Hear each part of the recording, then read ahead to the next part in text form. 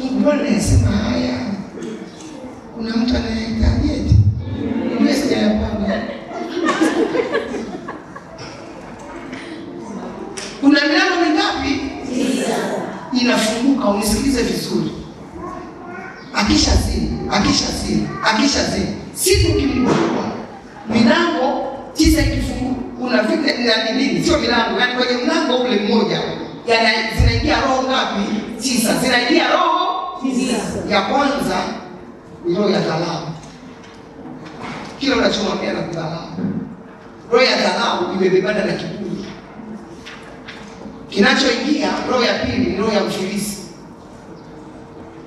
Utashangaa nini hamjajenga lakini kuna mtu amejengewa kwa siri. Hela ya moyo huyo. Mfilisi.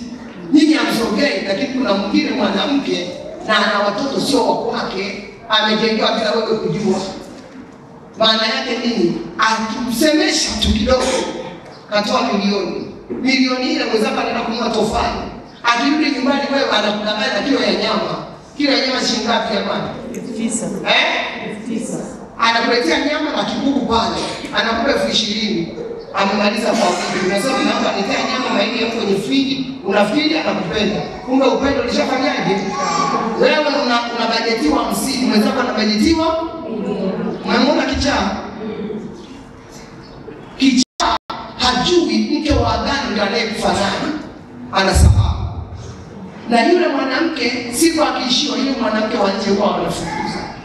Na angalia agano kwa vile nimekushika, wanaume wengi wakifukuzwa, yule mwanamke aliyezaa watoto na kufunga naye ndoa ndiye anakuja kufia hapo.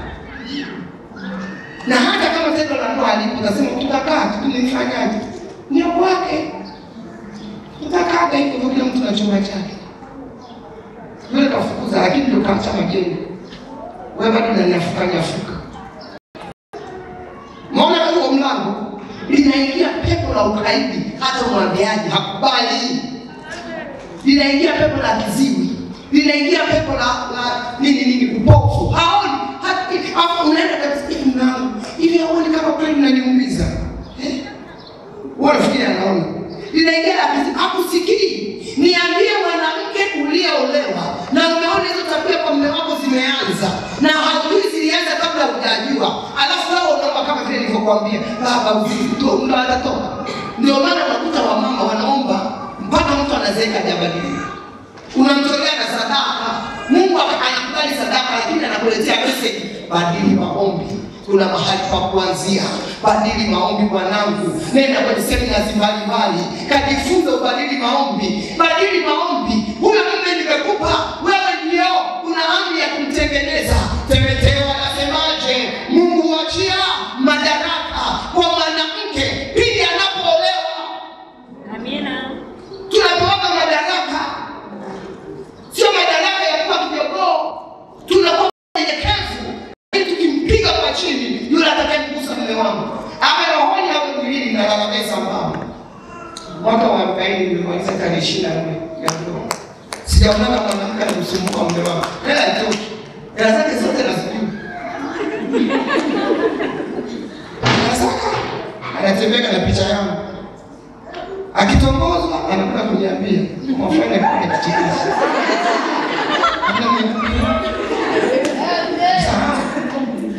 Sasa hivi nimwambia. Sasa nikamtazama hivi. Wewe unanitazama hivi. Nipo getini.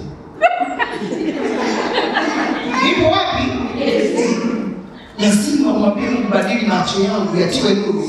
Alafu nikimuona ajue naona nini. Yeye akimuona anaona umeshajua kwamba yuko na Mange. Utasikia akisema, "Mange sinishakuacha." Kwa mjuu yale macho yale. Mimi nishamwacha Mange malengo achana na hivyo.